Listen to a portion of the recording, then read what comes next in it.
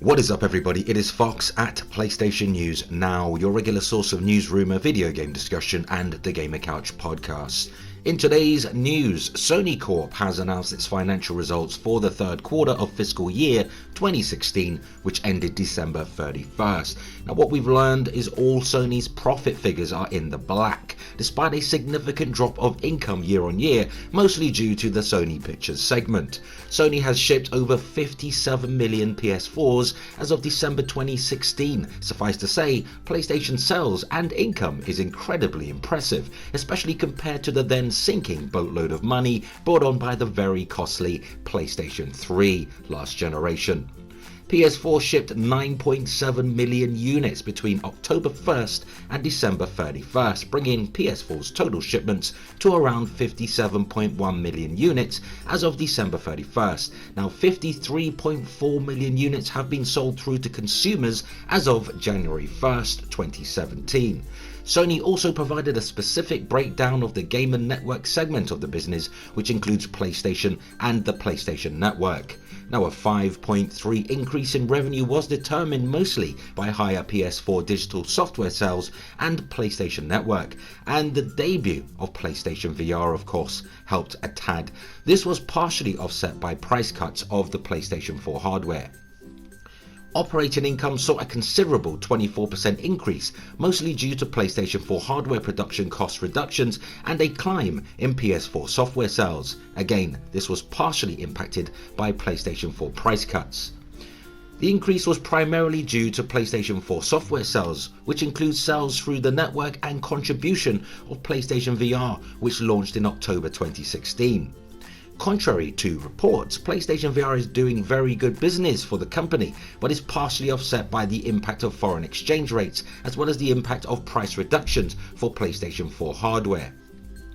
Sony's mid-generation upgrade PS4 Pro is also performing extremely well at retail, with an estimated 2.8 million PS4 Pros now in consumers' homes. Not bad considering PS4 Pro is approaching just 4 months on the market. Based on PS4's outstanding performance, Sony predicts sales for PlayStation 4 for the whole fiscal year also remain at 20 million, which remains unchanged from November's outlook. This is not bad for a company whose last generation financials were so bad they were relegated to junk status. However, with both PS4 hardware and software outpacing the PS2 on a year-for-year, like-for-like basis, the video game giant can seemingly do no wrong.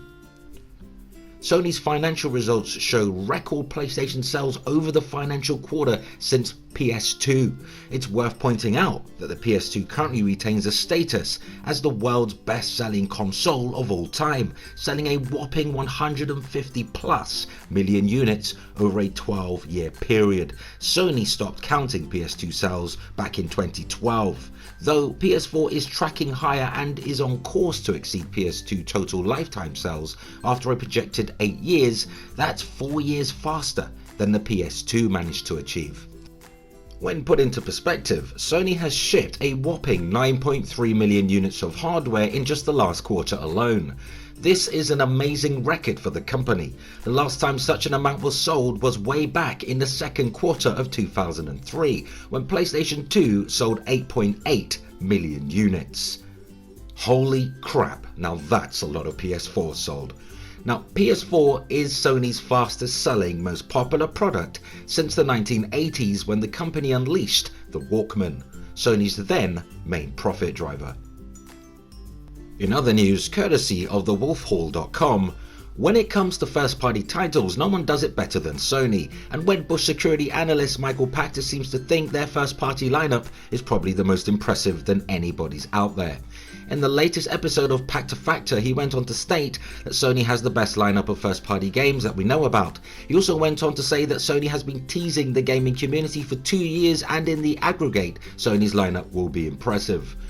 Usually opinions divide on Michael Pachter's statements, however I feel this is something we can actually agree upon. For one, Horizon Zero Dawn is out on the 28th of February, and in many people's opinion it may well be contender for Game of the Year. It doesn't hurt that Sony is churning out game after game, year after year contenders. exclusively on its platforms. The latest PS4 exclusive Neo, an action-adventure / RPG in the vein of Dark Souls and Ninja Gaiden, is receiving rave reviews across the board, garnering mostly 9s out of 10s from reputable media outlets. Bearing in mind, the Japanese console giant still has The Last of Us 2, Days Gone and Spider-Man, among tons of other totally exclusive PS4 titles in the works. However, Michael Pachter was also of the opinion that in the aggregate, Microsoft's lineup could be impressive as well as Nintendo. They could also have a good year with the likes of Mario Kart, Zelda, Fire Emblem and Splatoon 2, assuming these games are released on time.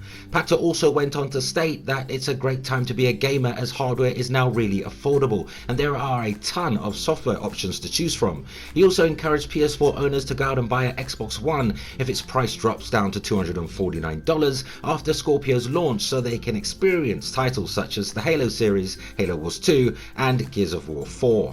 Subsequently, Pachter also encouraged Xbox fans to go out and buy a PS4 if its price drops down to $249 or $199 and experience games such as The Last of Us Remastered and the Uncharted series, although clearly the pack attack hasn't stepped into a retail store in a while, since both Xbox One S and PS4 dubbed the Slim have been available at those prices for some time now.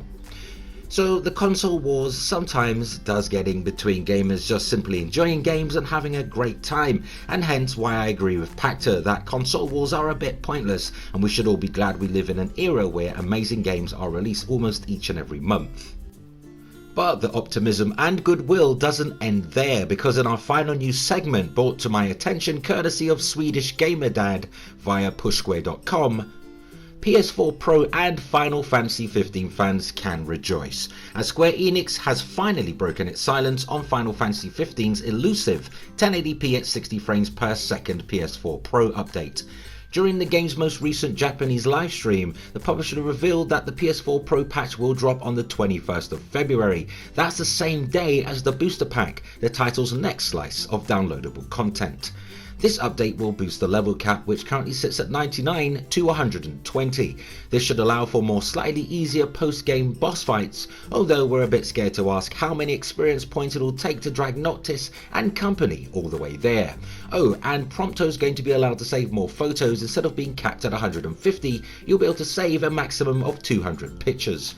Going further into the future, the supposed story expanding patch will launch alongside episode Gladio, the character expansion due out on the 28th of March.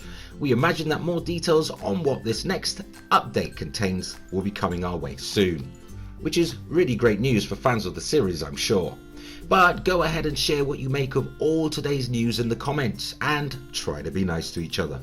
Also, before we go, a quick reminder to click on the notifications tab next to the subscribe button on the channel's front page and check the little box so you can keep updated on the latest PlayStation News Now video uploads. And thank you to everybody who watched Tuesday's terrible, and I mean awful, Skyrim PS4 mods hashtag Peniscape rant gameplay video. I honestly was not expecting more than a few hundred views, let alone the near 1,700 views it reached in around 24 hours. And the sound volume was kinda low, I'm sorry about that. I recorded the video using someone else's equipment and I was away from home.